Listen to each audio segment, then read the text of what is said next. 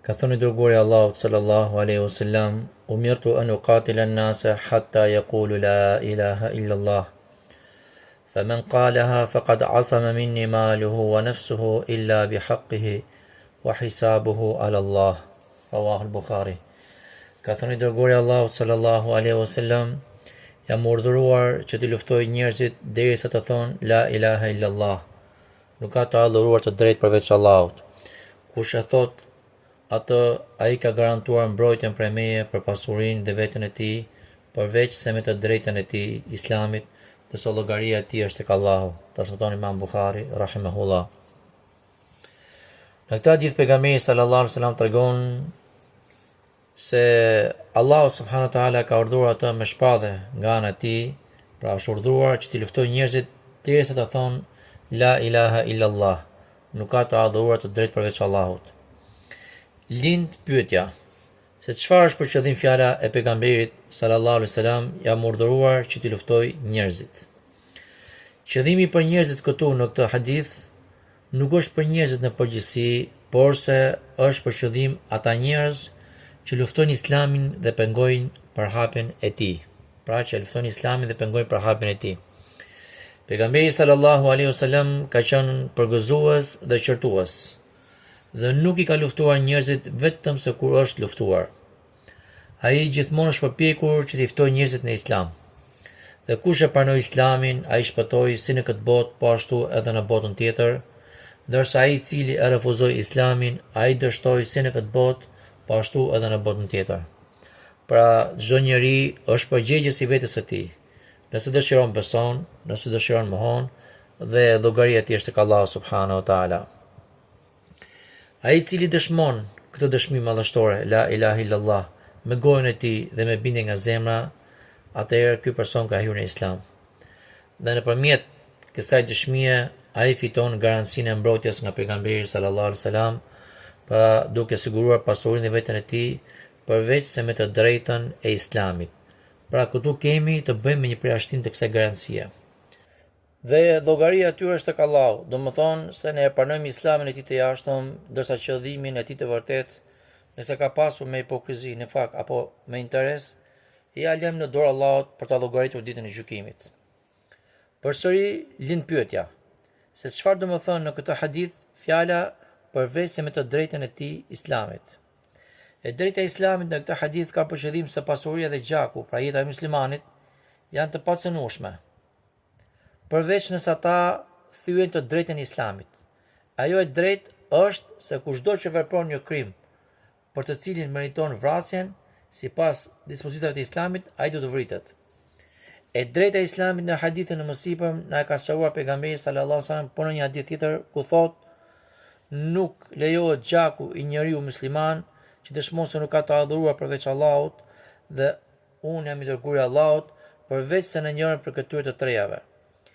Njeriu me njeriun, i martuar i kurvar, i dalur nga feja islame, lënës i bashkësisë muslimanëve.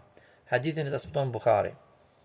Pra gjaku i muslimanit nuk lejohet të derdhet, nuk lejohet që të vritet, përderisa dëshmon se nuk ka të adhuruar të drejtë përveç Allahut dhe se Muhamedi është rob i dërguar i Allahut. Përveç, pra këtu ndodhet e drejta e Islamit. Nëse ai vret me qëllim ndonjë të pafajshëm, atëherë ai vritet. Apo nëse ai bën kurvëri dhe është i martuar, vritet me gurzim. Apo nëse ai del nga feja islame dhe praktis bashkësinë e muslimanëve, edhe ai vritet. Por edhe te ky hadith të ndalemi pak për të sqaruar në mënyrë që njerëzit të mos keqkuptohen apo hutohen. Për të kuptuar sakt këtë hadith dhe për të shmangur keqkuptimet, do të përmendim një sqarim më të thellë. Vënia në zbatim e këtij ndëshkimi është e drejtë vetëm e shtetit islam. Ai është autoriteti i vetëm i cili ekzekuton këtë çështje dhe nuk është e drejtë askujt tjetër, qoftë individ apo grup, qoftë hoxh apo organizat. Nëse çështja do të lihet në dorën e tyre, atëherë do të ketë anarki dhe kaos. Prandaj kjo çështje kalon përmes një procesi zyrtar të mirëfillt që trajtohet me dituri dhe me urtësi deri në fund. Kjo për sa i përket dy llojeve të parë të njerëzve, pra që janë vrasësi me pa të drejtë dhe kurvari i martuar. Ndërsa për sa i përket të tretit, që është lënësi i fesë dhe i bashkësisë muslimane, pra në këtë hadith, plus kësaj që përmendëm, ka dhe një sqarim akoma edhe më të hollë. Nëse dikush e shfaq haptas daljen e tij nga feja islame dhe largohet nga shoqëria islame duke u distancuar nga muslimanët dhe duke i shpallur luftë atyre haptas, atëherë ai vritet. Pra, në këtë rast kemi të bëjmë vetëm kur është shteti islam. Pra nëse dikush e shfaq haptas daljen e tij nga feja islame dhe ndodhemi në vend islam dhe largohet nga shoqëria islame duke distancuar nga muslimanët dhe duke i shpallur luftë pra shtetit islam atyre pa haptas, atëherë ai vritet. Ama nëse ai pendohet dhe kthehet në fen islame, atëherë kjo është ajo çfarë dëshirojmë për të. Pra, kemi të bëjmë me një tradhti të lartë ndaj islamit, shtetit islam dhe shoqërisë muslimane. Ky person është ai i cili pas e le fen e tij islame ndahet nga shoqëria muslimane duke u bashkuar me armiqtë e islamit për të luftuar dhe dëmtuar islamin dhe muslimanët. Pejgamberi sallallahu alaihi wasallam e ka thënë qartë, pra i daluri nga feja islame lënësi i bashkësisë muslimanëve. Pra, ky person nga besimtar kthehet në pabesimtar dhe luftues i islamit dhe i muslimanëve, sikurse është i qartë në hadithin që do të përmendim më poshtë. Ka thënë i dërguari i Allahut sallallahu alaihi wasallam, nuk lejohet vrasja e muslimanit përveç se në një nga këto tre cilësi. Kur vari i martuar, i cili gurzohet, një burr që vret një musliman me qëllim edhe ai vritet, dhe një burr që del nga islami që lufton Allahun azza wa jalla dhe të dërguarin e tij duhet vrarë, apo kryqëzohet, apo dobohet nga toka. Hadithin ka përmend Sheikh Albani pra në Sahih an-Nasa'i. Pra ky hadith e tregon qartë dhe një burr që del nga islami që lufton Allahun azza wa jalla dhe të dërguarin e tij duhet vrarë, apo kryqëzohet, apo dobohet nga toka. Pra nuk ka më të qartë se kaq. Vritet ai person që pasi ka dalur nga feja islame dhe është larguar nga muslimanët dhe i është kundërvën islamit dhe muslimanëve me luftë, dhe jo ai person i cili del nga feja dhe nuk shpall armiqësi dhe luftë.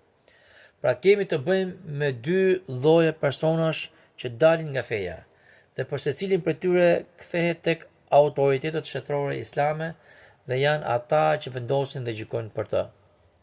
E para është ai që ndoron fenë e tij islame në një fe tjetër dhe nuk shfaq luftë kundër islamit dhe ndaj muslimanëve me mosbesimin e tij. Normalisht ky është kafir, është i pa fe dhe nëse vdes në këtë gjendje është për banorëve të zjarrit, por se nuk vritet, ama i kërkohet që të pendohet.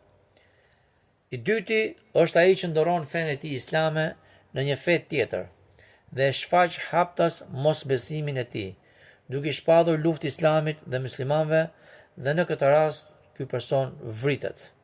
Sikurse ka ardhur në një hadith tjetër, kush e ndoron fenë e tij islame, vriteni. Pra te kjo pikë bën pjesë personi i cili e le islamin dhe muslimanët, dhe është për qëllim ai që pasi ka dalur nga feja islame dhe është larguar nga muslimanët dhe më pas kthehet kundër islamit dhe muslimanëve. Gjithsesi kanë ardhur argumente të shumta ku persona në kohën e pejgamberit sallallahu alaihi wasallam kanë dezertuar nga islami dhe pejgamberi sallallahu alaihi wasallam nuk i ka vrarë, për shkak se ata nuk janë ngritur kundër islamit dhe muslimanëve. Dhe janë shumë transmetime të tilla, por se ne të përmendim vetëm një hadith që mos zgjatemi. Ka ardhur një transmetim nga Xhabir ibn Abdullah, i cili tregon se një beduin i dha besën të dërguarit të Allahut për islamin, pra për të pranuar islamin. Dhe beduini u sëmur me temperaturën në Medinë, dhe më pas i vjen beduini të dërguarit të Allahut sallallahu alaihi wasallam dhe i tha: "Ma anulo besën time", pra ma fshi kët beslidhje. Pra ti duhet të largohen pra nga islami. Dhe i dërguari i Allahut sallallahu alaihi wasallam refuzoi. Pastaj i erdhi atij dhe i tha: "Ma anulo besën time", dhe ai refuzoi. Pastaj ai erdhi atij dhe i tha: "Ma anulo besën time", dhe ai pejgamberi sallallahu alaihi wasallam refuzoi dhe beduini doli.